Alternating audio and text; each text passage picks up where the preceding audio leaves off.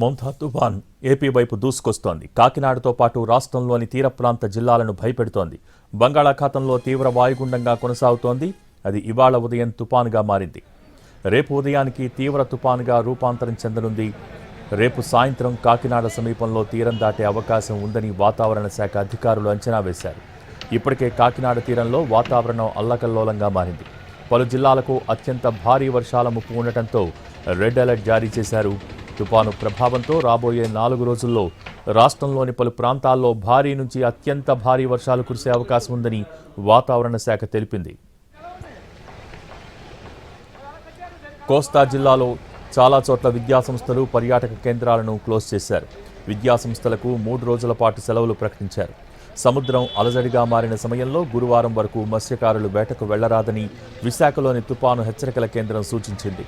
విశాఖపట్నం, మచిలీపట్నం, కృష్ణపట్నం, నిజాంపట్నం, గంగవరం, కాకినాడ పోర్టుల్లో 1వ నెంబర్ ప్రమాద హెచ్చరికను కొనసాగుతున్నాయి. మరోవైపు సహాయక చర్యల కోసం 9 ఎస్డీఆర్ఎఫ్, 7 ఎన్డీఆర్ఎఫ్ బృందాలు జిల్లాల్లో ఉన్నాయని, మరికొన్ని బృందాలు హెడ్ క్వార్టర్స్లో సిద్ధంగా ఉన్నాయని రాష్ట్ర విపత్తుల నిర్వహణ సంస్థ తెలిపింది. ప్రజలు ఇంట్లోనే సురక్షితంగా ఉంటూ తగిన జాగ్రత్తలు తీసుకోవాలని సూచించింది.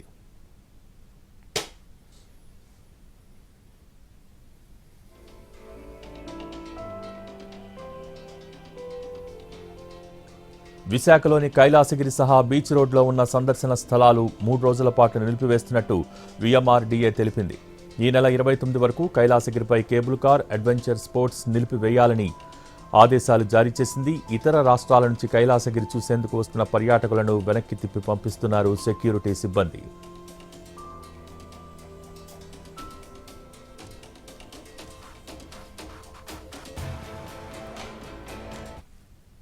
ఇటు నెల్లూరులో అప్రమత్తమైన జిల్లా యంత్రాంగం 144 పునరావాస కేంద్రాలను ఏర్పాటు చేశారు. సహాయక చర్యల కోసం 2 కోట్ల నిధులు విడుదల చేశారు. తుపాను ప్రభావంతో ఇవాళ రేపు జిల్లాలో భారీ నుంచి అతి భారీ వర్షాలు కురిసే అవకాశం ఉందని అంచనా వేశారు.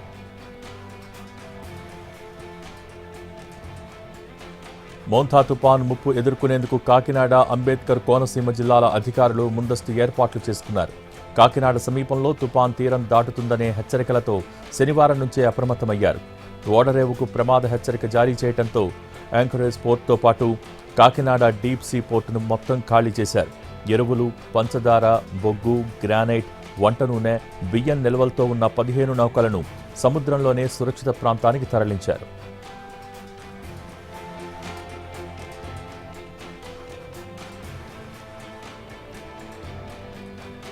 కాకినాడ ఉప్పాడ రోడ్డులో ఈ నెల 30 వరకు రాకపోకలు నిలిపివేశారు. వాకలపూడి బీచ్, ఎన్టీఆర్ బీచ్ మూసివేశారు. మత్స్యకారులు వేటకు వెళ్లవద్దని హెచ్చరికలు జారీ చేశారు. అధికారులు, సిబ్బందికి సెలవులు రద్దు చేశారు. సహాయ కార్యక్రమాల కోసం కంట్రోల్ రూమ్లు ఏర్పాటు చేశారు. 3 రోజుల వరకు అత్యవసరమైతే తప్ప బయటకు రావద్దని తీర ప్రాంత జిల్లాల ప్రజలను హెచ్చరించారు. ముందు జాగ్రత్తగా పలు జిల్లాల పాఠశాలలకు 3 రోజుల పాటు సెలవులు ప్రకటించింది ప్రభుత్వం.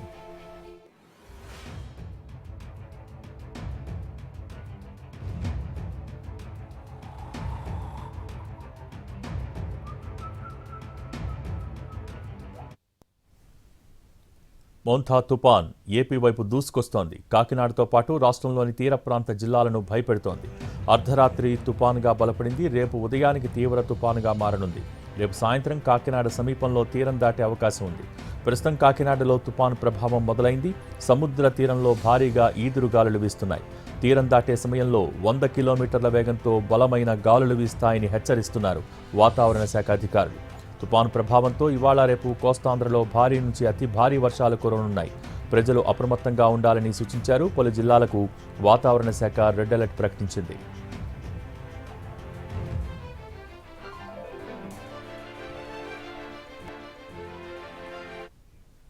తుపాను ప్రభావంతో శ్రీకాకుళం, విజయనగరం, విశాఖపట్నం, అనకాపల్లితో పాటు తూర్పుగోదావరి, పశ్చిమ గోదావరి, కాకినాడ, కోనసీమ, కృష్ణా, గుంటూరు, ప్రకాశం, నెల్లూరు జిల్లాల్లో భారీ నుంచి అతి భారీ వర్షాలు పడనున్నాయి.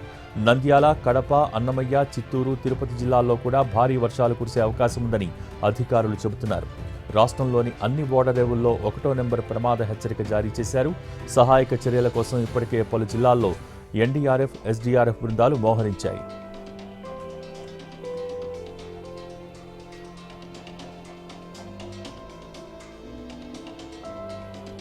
కాకినాడ ఉప్పాడ రోడ్డులో ఈ నెల 30 వరకు రాకపోకలు నిలిపివేశారు. వాకలపూడి బీచ్, ఎన్టీఆర్ బీచ్ను మూసివేశారు. మత్స్యకారులు వేటకు వెళ్లవద్దని హెచ్చరికలు జారీ చేశారు.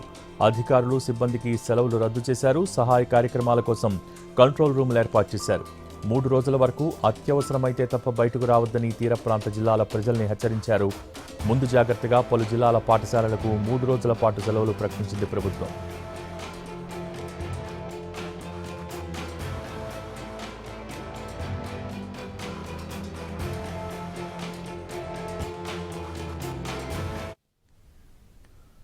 బంగాళాఖాతంలో కొనసాగుతున్న తీవ్ర వాయుగుండం మోంతా తుపాన్ కదలికలపై SMS, సామాజిక మాధ్యమాలు, IVRS కాల్స్, వాట్సాప్ ద్వారా ఎప్పటికప్పుడు వాతావరణ హెచ్చరికలు పంపాలని అధికారుల్ని సీఎం చంద్రబాబు ఆదేశించారు.